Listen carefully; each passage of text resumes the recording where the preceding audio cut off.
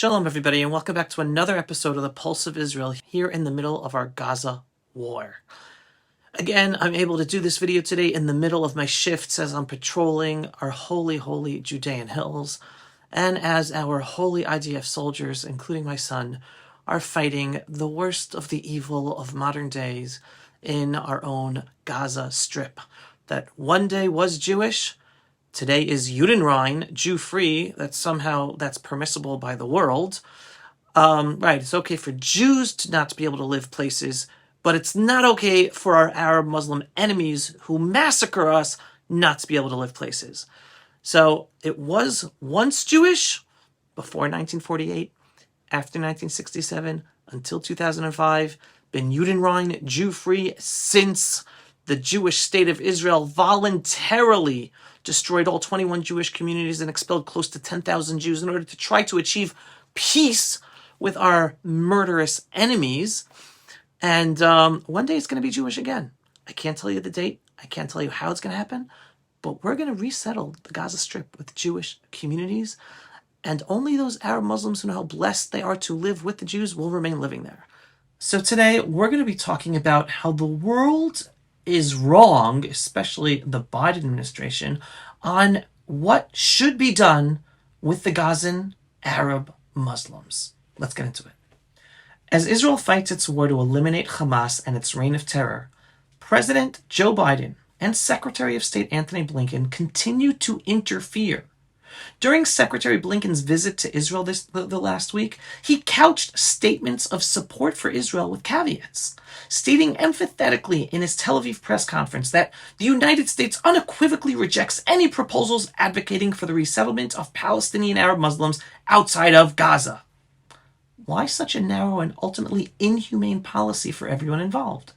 First and foremost, the United States should allow Israel to decide its policy and support whatever Israel deems necessary to end the evil that massacred, raped, mutilated, burned 1,269 innocent Israeli Jews and took 240 hostages.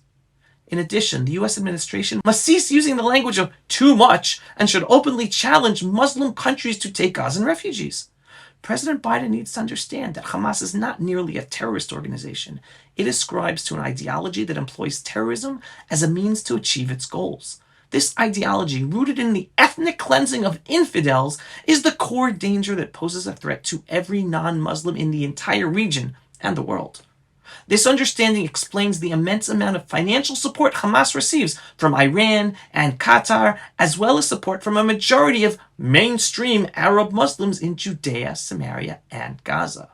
The true danger lies in leaving in Israel's midst a pervasive ideology that espouses the country's complete annihilation. The majority of Israelis today understand that they live within a 2-mile radius of many who believe the Middle East must be rid of Jews, period, and that their fight is for their very existence. In a January 2024 poll conducted by Direct Polls, 76% of Israelis responded in support of voluntary immigration of the residents of the Gaza Strip to other countries. This is a much higher percentage of the population than the right-wing voter base in Israel. They all understand that targeting Hamas leaders alone will not make Israel safer. Video footage from October 7th clearly shows how many Gazan civilians streamed into Israel to take part in the massacre, celebrating as terrorists drove Israeli captives through the streets of Gaza. Civilian families as well actively held hostages in their homes in Gaza. Removing the surrounding presence of this ideology is the only real solution, and what the U.S. administration must understand. Yet we see the world's double standard when comparing the treatment of Gaza to other global crises. As Ukraine began to suffer relentless attacks from Russia, leaders of the Western world advocated for the mass emigration of Ukrainian refugees to safety all over the world. Those same leaders spoke up on behalf of Syrian refugees and with their family members and friends murdered by Syria, asking the world to grant them safe haven.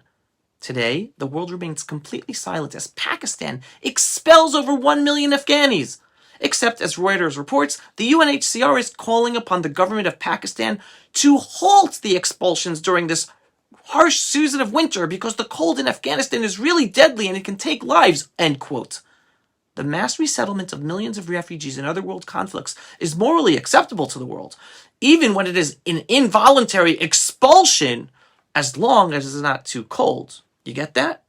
Yet Gazans, who aid and abet Hamas terrorists, beat hostages in the street, and teach their children that Israel must be ethnically cleansed of Jews, they must remain in Gaza, even to their own peril. The world must wake up to these uncomfortable facts. Number one, Gaza's infrastructure has been severely compromised, making immediate return impossible. It will take months for Israel to destroy the vast network of terror tunnels Hamas has built beneath hundreds of Gaza neighborhoods. It is highly unrealistic to call for a return to those homes anytime soon. Number two, Gazans have no recourse to willingly leave. By forcing the Rafah border to remain shut, Egypt has blocked their exit. While calling for Israeli restraint, Secretary Blinken has not once called on the Arab world to accept and aid those Gazan civilians who wish to leave, and has not pressured Egypt to open up the border with Gaza. Presidential candidate Nikki Haley's proposal to resettle Gazans in countries sharing their ideology, like Iran and Qatar, is a logical and just solution. A U.S. policy concerned with the quality of life of citizens and with peace would ironically enable them to live better lives in countries that disturbingly abide by their racist, Jew-hating ideology, far away from the Jews they want to massacre. While appreciating the Biden administration's support, contextualizing it is essential. Aid alone won't protect Israelis if the accompanying policy insists on maintaining an evil Nazi-like ideology bent on Israel's destruction, surrounding her on all sides. Israel cannot achieve victory without liberating Gaza from the grip of this extremism, and all Gazans who wish to leave must be given the opportunity. It is the only humane and just approach. The media and the Biden administration seem to overlook the fact that Israel is the only country in the Middle East where Sunni, Shiite, female, gay, and atheist-born Muslims can live in freedom and equality, and do so alongside Jews, Christians, Jews, Baha'i, and others. Those who want a state in this sliver of land ethnically cleansed of Jews or any non-Muslims should have the choice to live anywhere but in or near Israel. Providing an alternative is a moral imperative. The American administration must stop pressuring Israel and allow it to operate like a country in the Middle East. The language of appeasement, diplomacy, and ceasefires has never achieved peace in this part of the world. It never will. Thanks to Hamas, those illusions have ended for the people of Israel. President Biden, Secretary Blinken, wake up to reality and stop interfering. We will one day have peaceful relations with our enemies that surround us because we are strong and because we never appease. And that means you, in this U.S.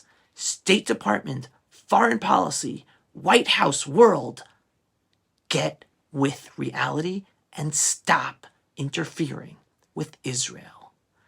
Am Yisrael Chai, with our faith above and our weapons, we are going to have a peaceful future. Hashem oz la'amo yiten, Hashem yivarech et amo b'shalom. God gave the Jewish people strength. God will provide peace to the Jewish people. They are linked. Only when we are strong will we have peace. Appeasing an enemy that says outright they want to kill us is not strength. That's suicide. Am Yisrael Chai. Pulse of Israel, frontline videos from the Holy Land. Support our work by donating today.